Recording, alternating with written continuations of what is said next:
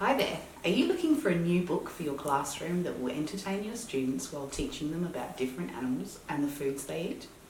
Or maybe you are looking for a book about fruit and veg. Or are you racking your brains trying to find a book about peer pressure and individuality? Look no further. I have the perfect book for you. Aaron Blaby's book, Piranhas Don't Eat Bananas, is the hilarious story about Brian the piranha trying to convince his mates to eat fruit instead of human body parts. Brian tries many different fruit and veg, and after telling them not to knock it till they try it, manages to get his mates to taste his awesome fruit platter. In the end, Brian's friends admit it wasn't so bad, but much to Brian's consternation, they still prefer to eat bums. Blaby uses everyday items such as plums, peas and bananas that are easily recognisable to children of all ages.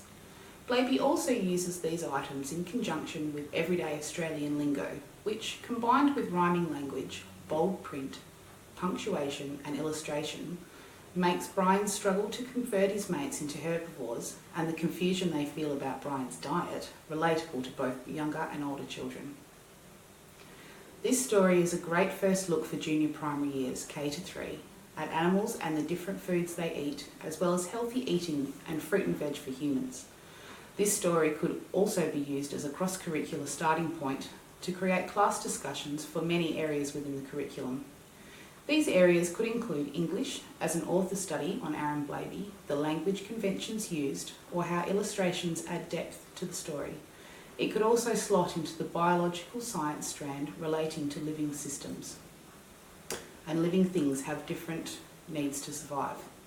Or into HAS as an introduction to geography and how different locations around the world have different flora and fauna native to those areas. Or perhaps health studies, both mental and physical. Brian experiences peer pressure because he looks the same as everyone else, but he likes different things. Do your students know what that feels like? Have they experienced it? Do they recognise it? This book could be a fantastic introduction to peer pressure. This book could also be transformed into a theatre production using the arts through drama and used as an assembly piece. I also feel this book could be used in upper primary years 4 to 6 in literacy and health. This book could be used as a model for students when investigating writing for different audiences, points of view, language conventions, and what makes a great book. I also feel this book could be used to highlight peer pressure and individuality to older students, looking the same but feeling different, and how to accept others for who they are. At a first glance, Piranhas Don't Eat Bananas comes across as a silly story but Blaby, using humour, manages to convey deeper messages that bridge the gap between young and old, making this book a fantastic read for any age.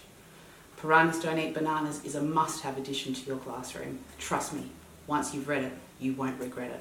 Thank you.